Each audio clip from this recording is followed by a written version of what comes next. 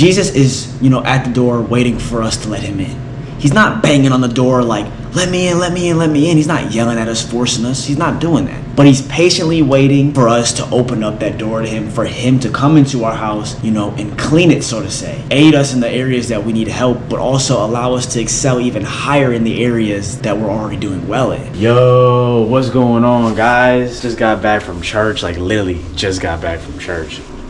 I was debating whether or not I should make a day 5 of building my faith with God, but I'm like, why not? The message today was good, as always. I can always share something about the Lord with my chat for whoever's listening. All right, I had to change the camera lens because I had it on the ultra wide out. Now I have it on the closest, most focused lens that a GoPro offers. So let's set this up and get straight to speaking.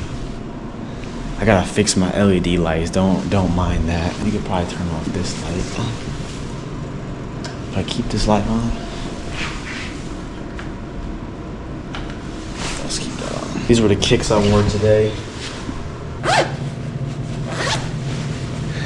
Let's keep it brief. I don't got really much to say, much to talk about, but spreading a message is better than spreading nothing. We're approaching Easter. Lent is coming to an end soon, but we're still in the midst of Lent. The priest shared the story of Jesus and Lazarus. He emphasized that Jesus had friends. He wasn't just like a loner, didn't hang out with anybody, or like the only people he associated with was his disciples.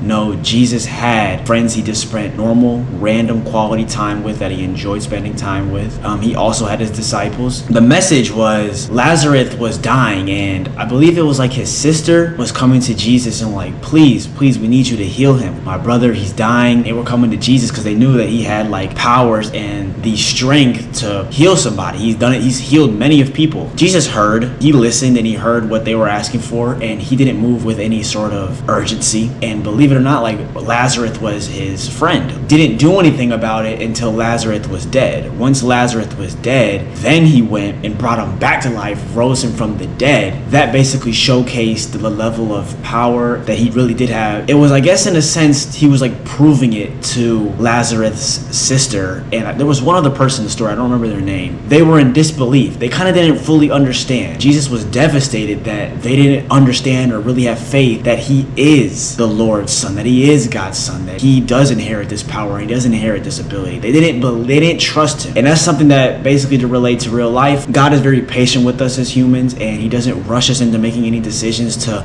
embrace him or not. He loves us through the hate, the love, the middle. It doesn't matter. He's always embracing us with love at all times, no matter what our emotion is toward him. Jesus is, at the door waiting for us to let him in.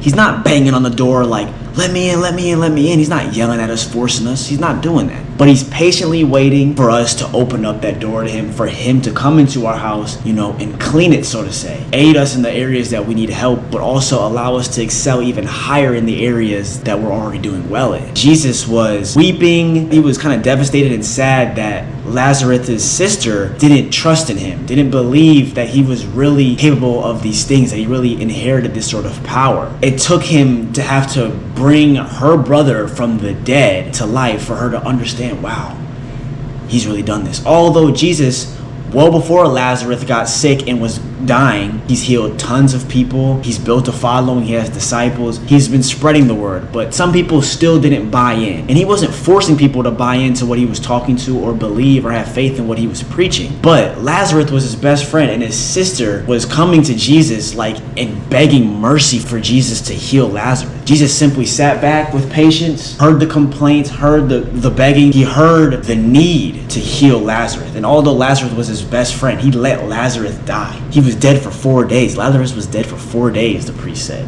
And Jesus brought him back. Jesus hears our prayers, number one. But that doesn't mean he's going to gift it to you right away. It might be waiting for you to go through some sort of adversity or tough time in order then to gift it to you. Sometimes he makes you go through the trials and tribulations, the rough times, the adversity, and then once you've learned the lesson from that adversity and built your strength and your faith in God that much stronger, and you believe in Jesus Christ and you believe in the Lord and you believe in God, and your faith through adversity has gotten stronger, then he will bless you with the gifts that you're asking for. A lesson from the story with Lazarus dying. People were devastated once he died, and they were like, why didn't you heal him? Why didn't you heal him, Jesus? Why didn't you use your powers to bring him back, like to heal him and make him healthy? With patience, with loving act, he waited for Lazarus to die. And after 4 days of Lazarus being dead and he was buried and all that sort of stuff, he went and resurrected him from the dead, brought Lazarus back to life. And then the people that were disbelievers, Lazarus' sister and the other person in the story that I can't remember the name of, was like, wow, Jesus really inherits this sort of power. And that relates to us once again as humans. Don't wait to give in, to have faith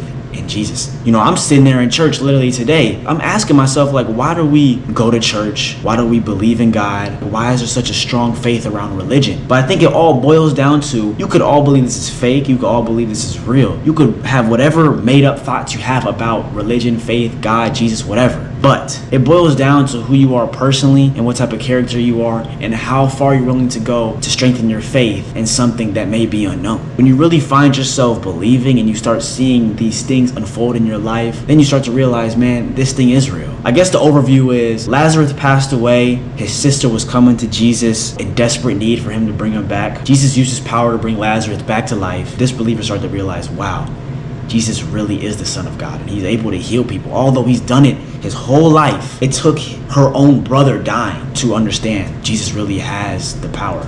And relate that to real life. Don't wait to give in to the Lord. The quicker you allow him in your life, the quicker you'll start to see things flourish and unfold in the right way in your life. You know, don't neglect the blessing that's knocking outside your door. The second part of the overview would be, God is hearing all of our prayers. He's hearing everything you're asking for. Jesus hears everything we're asking for. Everything said and unsaid is being heard. But that doesn't mean it's going to come to fruition right away. That doesn't mean it's going to come true and all the gifts are going to just be bombarded at your front door, ready to go just like that. No. You might go through trials and tribulations. You might go through rough times. You might go through some really deep depths. You might hit the well. You might hit rock bottom. Then allow you to inherit and truly appreciate the gifts and the blessings that will come your way. That's all I have for you guys today, man. Make sure you guys stay blessed out there. Continue to pray and have faith. And yeah, man, I appreciate you guys for tuning in, man. Have a blessed one. See you guys hopefully soon. And yeah, peace.